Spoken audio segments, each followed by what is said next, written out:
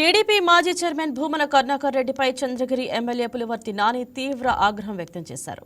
భూమన నోరు తెరిస్తే అన్ని అబద్ధాలే మాట్లాడతారని ఎద్దేవా చేశారు. నిజాలు మాట్లాడితే తల 1000 ముక్కలవుతుందేమో అనే శాపం భూమనకు ఉన్నట్లుందని విమర్శించారు. తిరుచనారు ఆలయం సమీపంలో ప్రభుత్వ భూములను ప్రైవేటు కంపెనీలకు ఇవ్వాలని ప్రభుత్వం ప్రయత్నిస్తున్నట్లు దుష్ప్రచారం చేస్తున్నారని మండిపడ్డారు. ప్రభుత్వ ధర ప్రకారమే 2 కంపెనీలకు స్థలాన్ని ఇచ్చారని స్పష్టం చేశారు. స్థలాన్ని కేటాయించిన వ్యక్తులకు మంత్రి నారా లోకేష్ కు ఎలాంటి సంబంధం లేదన్నారు. బినామీల పేర్లతో స్థలాలను కొనాల్సిన అవసరం లోకేష్కి లేదన్నారు. భూమన స్థాయికి మించి మాట్లాడుతున్నారని పులివర్తి నాని విమర్శలు చేశారు. ఇప్పుడు తిరుపతిని అడ్డం పెట్టుకొని రాజకీయం చేయాలి, తిరుపతి రాజకీయాన్ని వ్యాపారంగా చేసేటువంటి కరుణాకర్ రెడ్డి గారు పెట్టిన ప్రెస్ మీట్ ఆయనకి ఏమైనా శాపం ఉందేమో. ఈశ్వరుడు నోరిచ్చాడు, ఆ నోరిచ్చినారని ఏదంటే అది మాట్లాడుతూ ఉంటే ఒకటి. రెండోది వచ్చి నిజాలు మాట్లాడితే మామూలు కొందరు కాలంలో శాపాలంటారు, మన ఋషుల కాలంలో చెప్తూ ఉంటారు.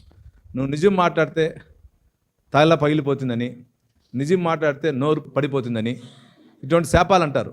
ఆ విధంగా ఆయనకి ఏమైనా శాపం ఉందో తెలీదు. ఏది తెలిపినా టీడీ చైర్మన్ గారి పైన చెప్పినా, తిరుపతిలో నాయకుల పైన చెప్పినా, మా పెద్ద ఆయన గారి పైన చెప్పినా, లేదా ఈరోజు మా ఐటీ శాఖ మంత్రి నారా లోకేష్ బాబు గారి పైన చెప్పడం జరిగింది. మీరు ఏ విధంగా అభివృద్ధి చేశారో మీరు చూసుకోవచ్చు. మీ వల్ల కొందరు ఐఏఎస్ అధికారులు ఉండొచ్చు, కొందరు ఎలక్షన్కి సంబంధించిన అధికారులు ఉండొచ్చు, మున్సిపల్ కార్పొరేషన్ అధికారులు కూడా సస్పెండ్ అవడం జరిగింది. ఎక్కడ లేని విధంగా తిరుపతి జిల్లాలో, తిరుపతి నియోజకవర్గం కానీ, చంద్రగిరి నియోజకవర్గం కానీ, రాష్ట్రంలోనే కాక దేశంలో కూడా ఈ దొంగోట్ల ప్రమేయం ఎంత జరిగింది మీకు అందరూ తెలుసు.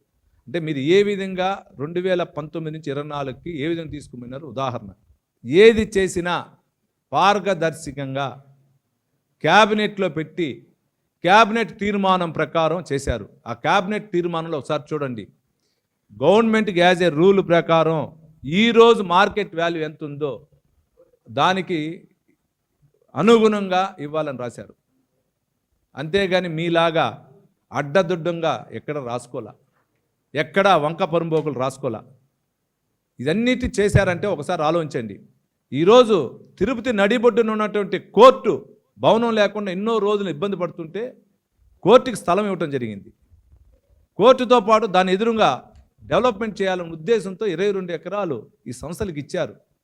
ఎక్కడా రియల్ ఎస్టేట్ చేయలే, ఎక్కడా రియల్ ఎస్టేట్ రంగాన్ని ప్రోత్సహించలా. ఈ తిరుపతి వచ్చిన యాత్రికులు తిరుమలకి వెళ్ళాలంటే అక్కడ సుమారు చిన్నది కానీ పెద్దది కానీ వివిధ రకాలకు సంబంధించిన కాటేజీలు సుమారు 7,000 ఉన్నాయి. ఆ 7,000 కాటేజెస్కి నిత్యం మన దగ్గరకు వచ్చే యాత్రికులు 1,00,000 మంది పైన ఉన్నారు. ఈరోజు ఆ 1,00,000 మందికి చాలదు. అదే తిరుపతిలో యాత్రికుల కోసం ఈరోజు చాలా వరకు హోమ్ స్టేలు, చంద్రబాబు నాయుడు గారు ప్రభుత్వంలో హోమ్ స్టేలు ఎక్కువ ప్రోత్సహిస్తున్నారు. వాళ్ళకి GSTలు కూడా తీయమన్నారు. ఆ విధంగా హోమ్ స్టేలు డెవలప్మెంట్ చేయారు. తిరుపతి డెవలప్ చేయాలనే ఉద్దేశంతో ఈరోజు మా చంద్రబాబు నాయుడు గారు, మా పెద్ద ఆయన గారు కానీ, డిప్యూటీ సీఎం పవన్ కళ్యాణ్ గారు కానీ, అదేవిధంగా ఐటీ శాఖ మంత్రులు నారా లోకేష్ బాబు గారు ప్రయత్నిస్తున్నారు. కానీ ఎక్కడ ఇట్లా చేయలే. మీరు నిన్న చెప్పినటువంటి 1000 కోట్లని, ఇంకొక 300 ఇంకొక 100 కోట్లు, 1400 కోట్లు తిరుపతి నియోజకవర్గం ఉంటే ఈరోజు చెప్పండి. మీరు రండి, జెరూసలేంకి వెళ్దాం, మీరు ప్రమాణం చేయండి ఇంత అవుతుందని. మీకు ఇష్టదైవం జెరూసలేంకి వెళ్దాం. ఊరికే ఇక్కడ తిరుపతికి వచ్చే యాత్రికులను కానీ, తిరుపతికి వచ్చే బయట నుంచి వచ్చినటువంటి పిలిగ్రామ్స్ కానీ, చుట్టుపక్కల గ్రామస్తులను కానీ ఇబ్బంది పాలు చేయొద్దండి కరుణాకర్ రెడ్డి గారు. రియల్ ఎస్టేట్ కాదు చేసేది ఇక్కడ. కారణం తిరుమలలో కట్టాల్సిన కాటేజ్ ప్లేస్ లేదు కాబట్టి వచ్చిన ఇక్కడ ఉన్న పిలిగ్రామ్స్ కానీ, ప్రయాణికులు కానీ, వివిధ వ్యాపార రంగానికి సంబంధించిన ఇచ్చిన వాళ్ళు ఉంటే వాళ్ళ మధ్యాహ్నం పైన పని అయిపోవచ్చు, లేదంటే ఒకరోజు డిలే అవ్వచ్చు. వాళ్ళకి వెళ్ళేదానికి ఒక వ్యాపారం అంటే ఒక హోటల్స్ ఉండి, హోటల్స్తో పాటు